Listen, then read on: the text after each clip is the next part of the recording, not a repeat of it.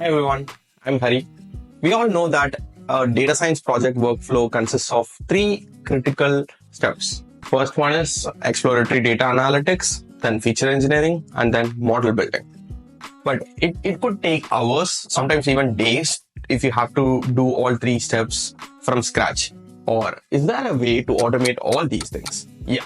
In this video, we're going to talk about these three amazing Python libraries so that you can automate your EDA, feature engineering, and model building. And you can make your data science workflow way more easier. And also you can impress your manager. So let's get started. The first library that we're going to talk about is called Pandas Profiling. They've recently changed their name to Wide Data Profiling. So what does this do?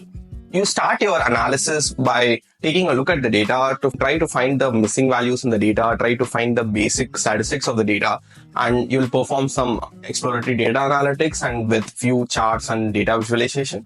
With a single line of code, this package will do all these steps for you and it will generate a detailed analysis of how your data looks like, whether it has any missing values in it. It'll try to find the correlations between two numeric columns and pretty more. Let's try that in action. Let's open a Google Colab first. So first, let's start with installing the Python package. So yeah, initially it used to be called Pandas Profiling. Now they have renamed it to Wide Data Profiling. It'll take some time for you to install if you're installing it for the first time in your environment. You can ignore the errors or warnings. It's not a big deal. So let's import the essential libraries like Pandas, NumPy, and the Wide Data Profiling itself.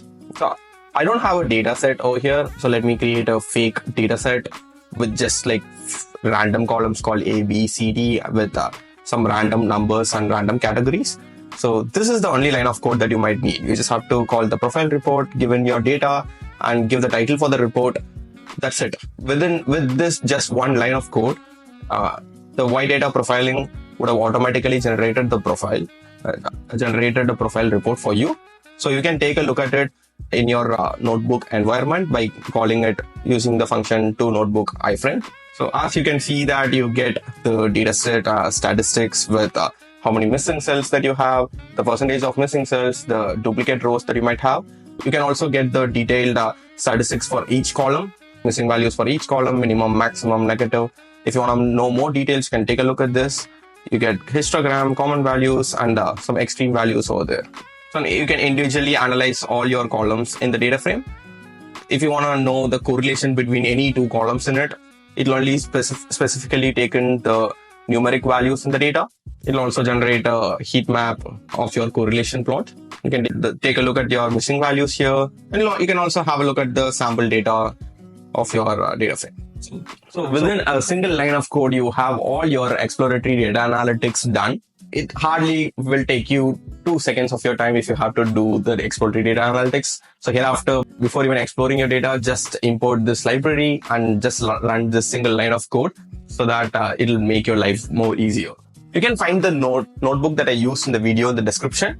So feel free to check it out once you complete this video. What would be your next step after exploratory data analytics? It follows with feature engineering, right? Featuretools is a powerful library to automate the entire feature engineering process. It saves you a lot of time and energy by creating more meaningful features from the data that you provide. Let's go through a simple example to see how Featuretool works. Let's start with installing the library. Pip install Featuretools. It will take a couple of seconds. Once the installation is done, again, we have to import the necessary libraries like Pandas, NumPy. So as usual, let's create a mock or fake data frame over here. So I'm creating a data frame called customer DF and another data frame called transaction DFs with some random columns over there.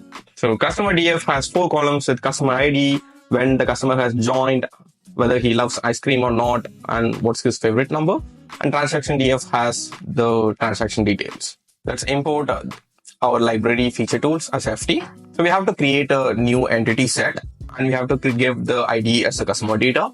Following that, we have to add the customer data frame as an entity. You can see that we're giving the data frame name as customers. And again, we have to add the transaction data frame as another entity and specify the relationship between the two data. So you can add the relationship by giving their respective IDs of the columns. You can automatically generate features with this line of code.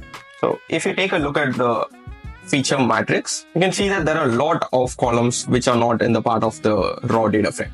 So it has taken in, you can understand the meaning behind the data. If it's a date column, it can automatically generate a few columns like few features related to date columns. And you can see that there are a lot of columns, including the existing columns that we saw in the raw data frame.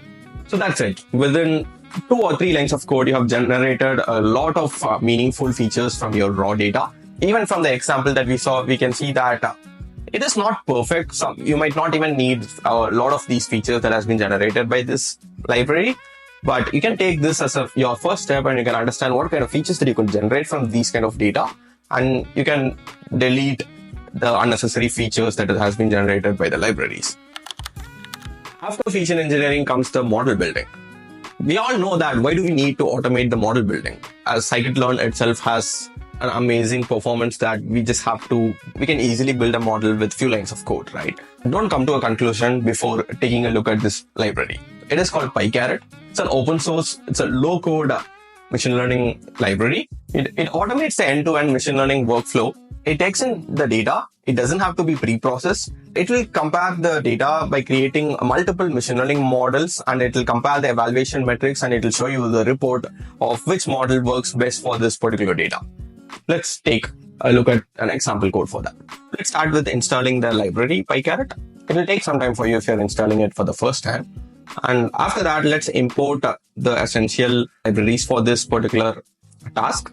Since we're going to do a classification problem here, let's import PyCaret.classification, and also let's take in the scikit-learn dataset load digits. I'm using the load digits dataset over here, and I'm converting it into a data frame. So I'm setting up the dataset and the target. You have to give the target column name over here as an input.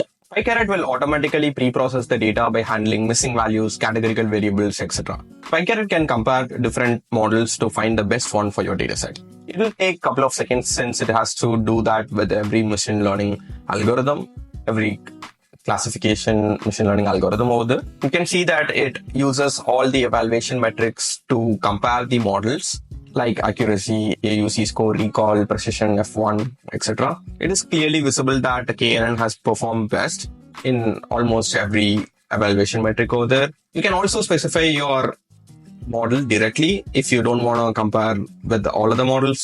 So it's clear that KNN works the best for our dataset. So let's just create a model using KNN. You can also fine-tune the model.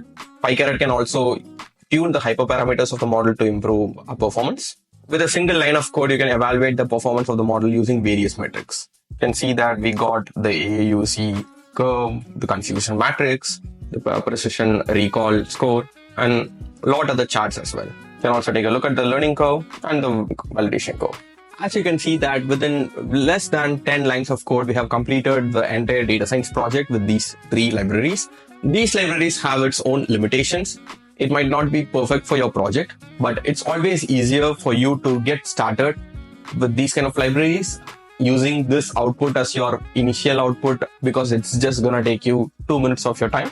On top of this, you can run your analysis and you can make your project better and produce better results. So that's it for this video. If you are new to data science and if you're trying to learn data science, check this video where I've mentioned all the free resources or how I learned data science in just 2 months. Make sure to subscribe to this channel so that you can see a lot more data science videos in the futures, where I'll be talking about data science projects, how to optimize your resume, etc. Thanks for watching this video. See you in the next one. Bye.